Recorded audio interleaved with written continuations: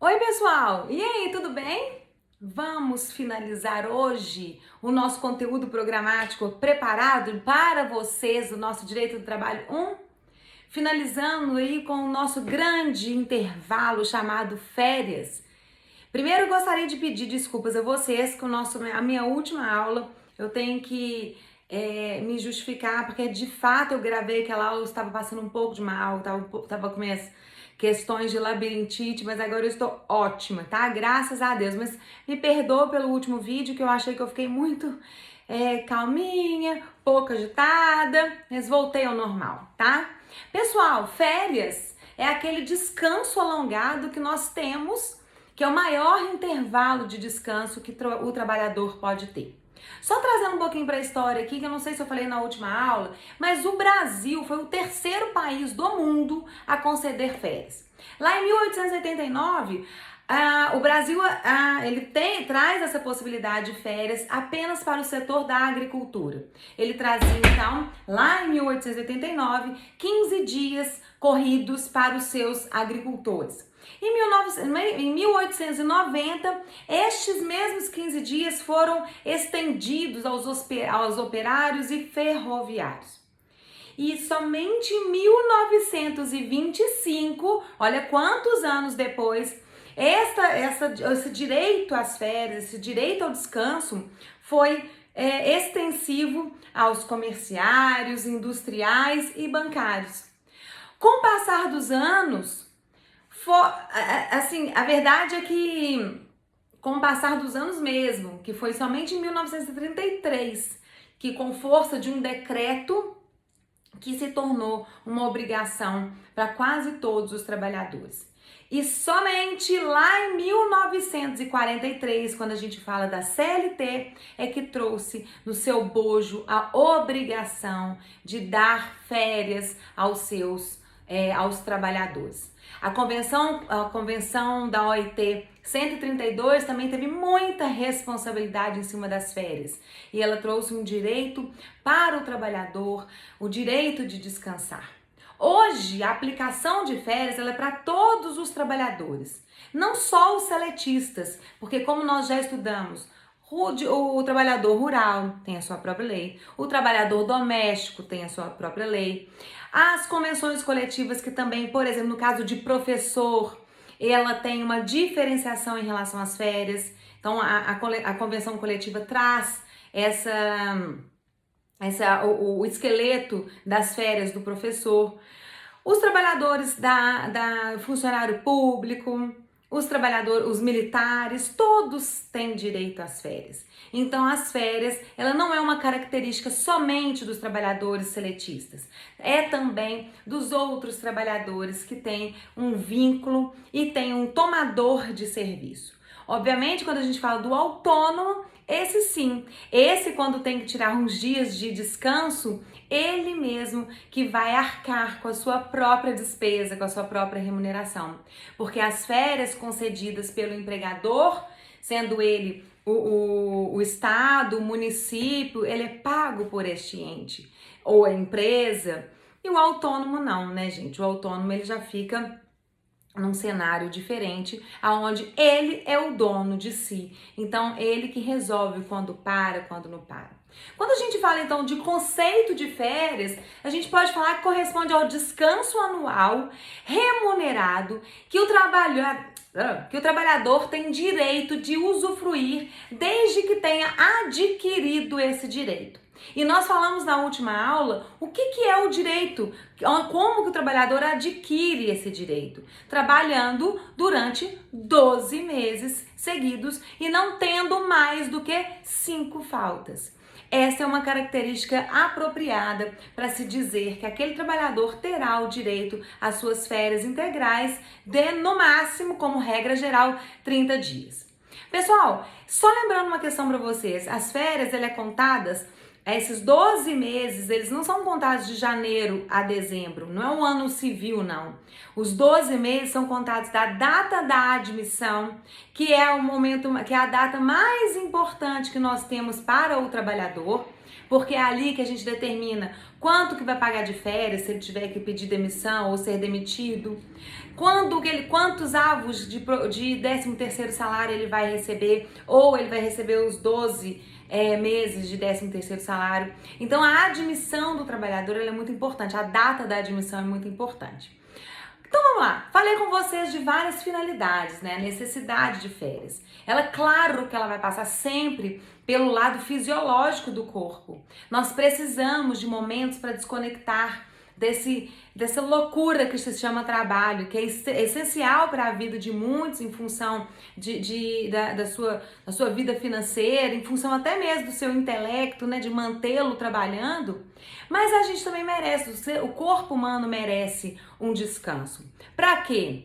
Para recarregar as energias, para eliminar as toxinas geradas pelo trabalho, geradas pela fadiga trazida pelo trabalho. Às vezes você trabalha com uma equipe que não te agrada, isso te traz estresse, isso te traz uma fadiga enorme.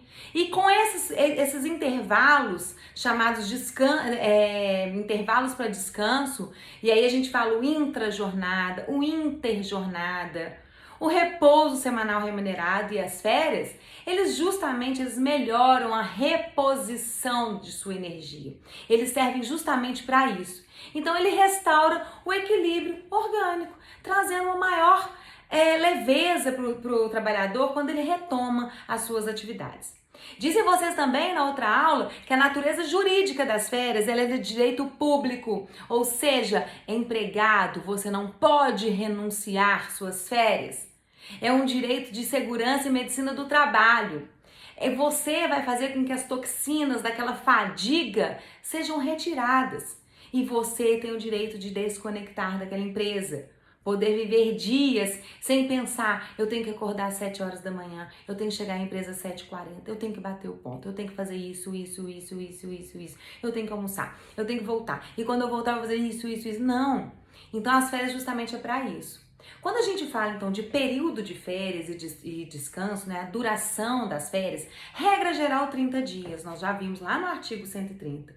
Então, é da data da admissão que a gente conta os 12 dias, que é o de período aquisitivo, e daí dessa data onde adquiriu o direito, o PA, período aquisitivo, você pode contar mais 12 para que o empregador conceda essas férias, que é o período concessivo, tá? Então o descanso de 30 dias, pessoal, é garantido a todo trabalhador, desde que esse empregado não falte mais do que 5 vezes. Nós vimos que o artigo 130 o artigo 130, nós falamos 129 e 130, lá vem uma regrinha que se você somar mais 6 e diminuir menos 9, você consegue gravar essa regra. E é muito importante porque para a prova da OAB, que não tem consulta, é interessante você saber isso. Então vamos lá. 5 dias não tem problema nenhum, né, gente? Vou só colocar aqui, depois eu apago. 5 dias de falta, ok, não tem problema. Você terá quantos dias? 30 dias de férias. Daqui pra frente, e agora? 6 a 14 faltas. Então, de 5 para 14, mais 9. E aqui, você terá quantos dias? 24. Então, vamos tirando 6, tá? Aqui, 15 mais 9 que dá quanto? 23. E aqui, menos 6, você vai ter 18 dias de férias. Isso aí. Se eu colocar 24, aqui mais 9, 32. Ok. Menos 6, 12.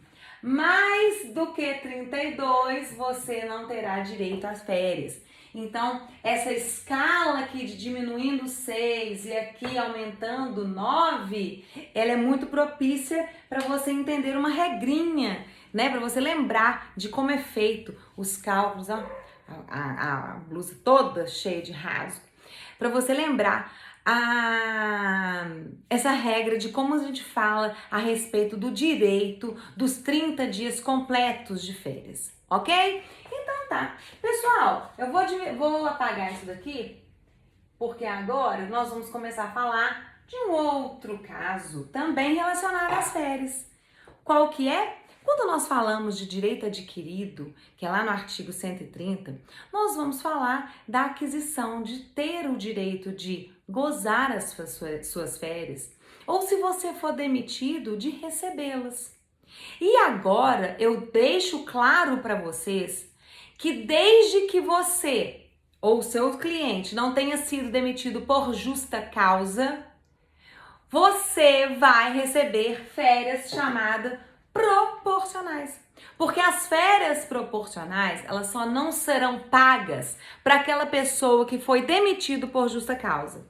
Fora isso, se essa pessoa pediu demissão ou se ela foi demitida, ela irá receber as suas férias proporcionais.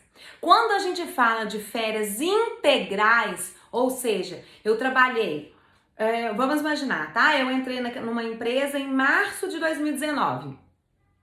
Em março de 2020, eu completei meu período aquisitivo, ok? Ok. Aí chegou em julho de 2020, março, abril, maio, junho.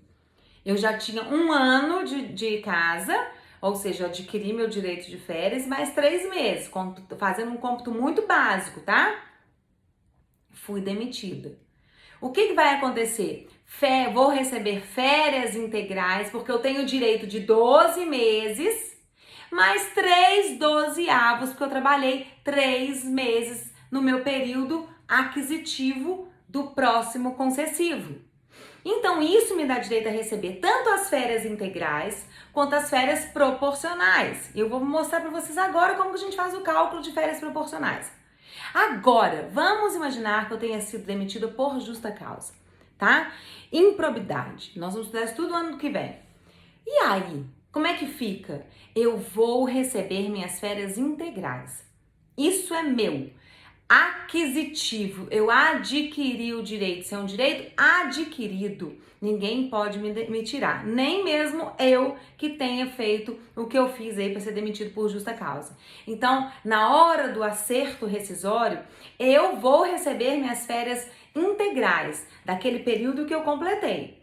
As proporcionais, não. Tá? Então, agora mesmo eu vou ler para vocês os artigos próprios em relação a isso. Vamos lá. Pessoal, férias proporcionais. Vou ler para vocês o artigo 146, que fala o seguinte, olha. Artigo 146. Na cessação do contrato de trabalho, qualquer que seja a sua causa, será definida ao empregado a remuneração simples ou em dobro, conforme o caso correspondente ao período de férias cujo direito tenha adquirido. Parágrafo único.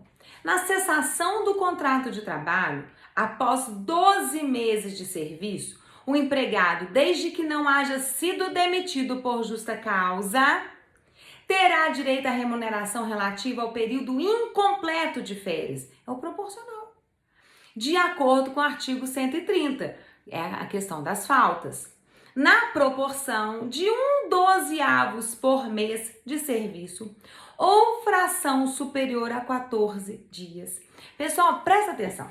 Vamos lá. Eu fiz até uma simulação aqui de uma pessoa que foi admitida no dia 10 de março de 2007, ok? E ela foi demitida no dia 15 de novembro de 2007. Agora eu gostaria de saber como que vocês poderiam calcular para mim quantos avos de férias essa pessoa foi demitida. Ela foi demitida, ou seja, o proporcional de férias ela vai receber. Lembrando que a regrinha desse artigo que eu acabei de ler para vocês, 146, ele é claro, ele é igual o Arnaldo César Coelho, a regra é clara.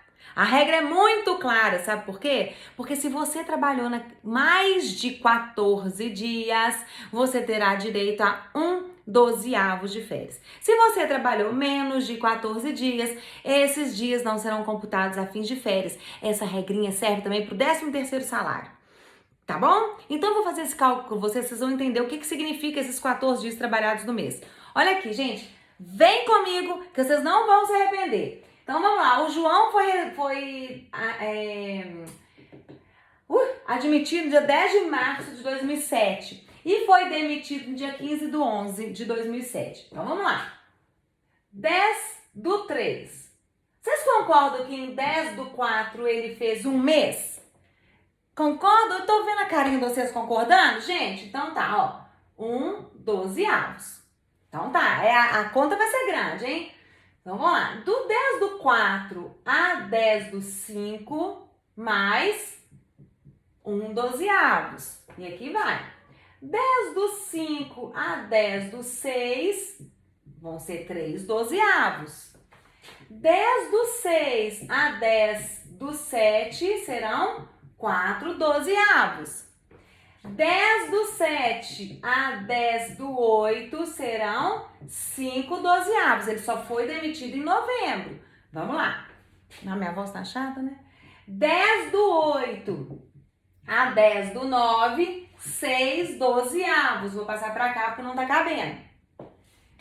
10/9 a 10/10, 7/12. 10/10 a 10/11, 8/12. 10/11 a... Qual foi o último dia do João? 15. A 15/11, ele trabalhou quantos dias aqui, pessoal? Nesses últimos dias aqui de cômputo. Ele trabalhou quantos dias? 5 dias. Dá direito de mais 1/12 para ele? Não, não dá direito de mais 1/12. Então, neste cenário, quantos avos de férias o João vai receber? 8/12. Vamos imaginar, tá? Um outro exemplo.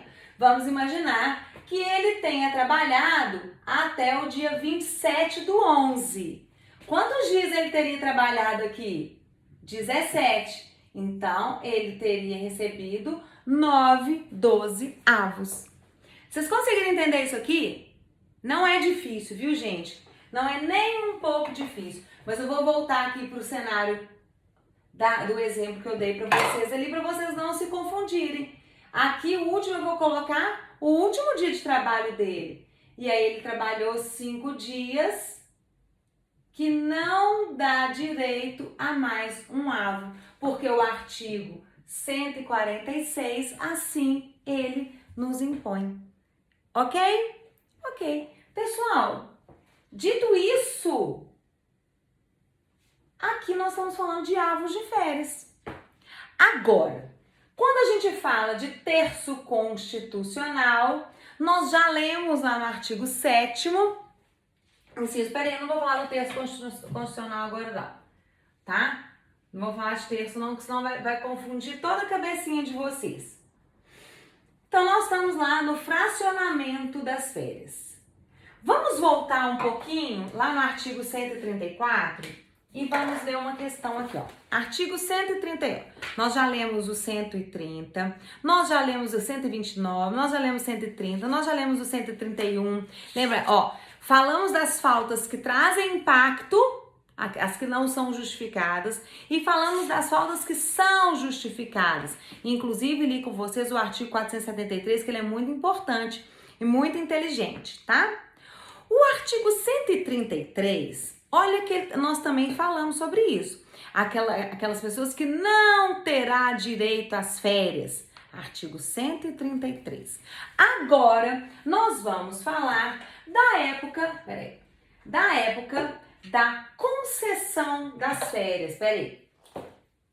Bom, quando a gente fala da concessão das férias, nós vamos falar do período que será concedido ao empregado o direito dele de desconectar daquela empresa, o direito dele de repor suas energias, seja em casa, na praia, na casa de campo, aonde ele quiser, mas ele tem que estar fora da empresa.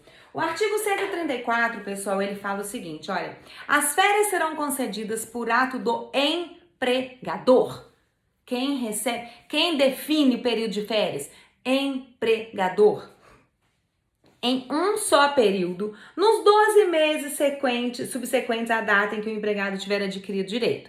Então, esses 12 meses seguintes em que o empregado tiver adquirido o direito é o PC, período concessivo. E aqui veio a reforma trabalhista que trouxe, ao meu ver, um benefício para o empregado e também para a empresa. Mas olha só, parágrafo primeiro.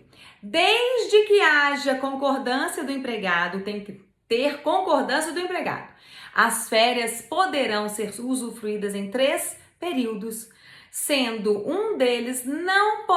que um deles não poderá ser inferior a 14 dias. Então, pelo menos um período de 14 dias a pessoa tem que descansar seguido. 14 dias seguidos, tá bom? E os demais não poderão ser inferiores a 5 dias corridos. Eu posso dar 3, 6, 8, não. Agora a reforma fala em 3 períodos, tem que ser concedido pelo empregado e um período pelo menos tem que ter 14 dias. Os demais tem que ter 5 dias cada um. Luciana, e o abono de férias? Galera, abono de férias, sabe o que é? É vender suas férias. É a venda de férias. E você pode vender até 1/3 das suas férias. Isso significa que se você tiver 30 dias das férias, você pode vender 10. Entendeu? Então você pode vender seus 10 dias. O que é venda de 10 dias? O seu empregador vai fazer o cálculo. 30 dias de férias, vamos dar um exemplo, dá R$3.000. Mas eu quero vender 10 dias. O empregador vai te pagar R$1.000. Não são 10 dias? Então esse é o abono de férias. Mas continuando aqui a respeito, olha que interessante que também trouxe a reforma, que também eu vejo como um benefício para o empregado. É vedado o início das férias no período de 2 dias que antecede feriado ou dia de repouso semanal remunerado. Isso, pessoal, é muito bom. Sabe por quê? O que acontecia com alguns empregadores? Vamos lá, a gente tem um calendário, né? Segunda, terça, quarta, quinta, sexta, sábado, domingo. Aí a pessoa tinha folga todo sábado. Não trabalhava nem sábado nem domingo. O empregador começava as férias dele aqui, ó. O que acontecia? Ele já começava perdendo 2 dias que ele já não iria trabalhar. Ele não trabalha nem sábado nem domingo. Aí o empregador vai e começa as férias dele na sexta. Agora não pode. Tem que ser 2 dias antes. Olha, é vedado o início das férias no período de 2 dias que antecedem feriado ou dia de repouso semanal remunerado. Então ele teria que começar as férias que dia? Aqui, ó.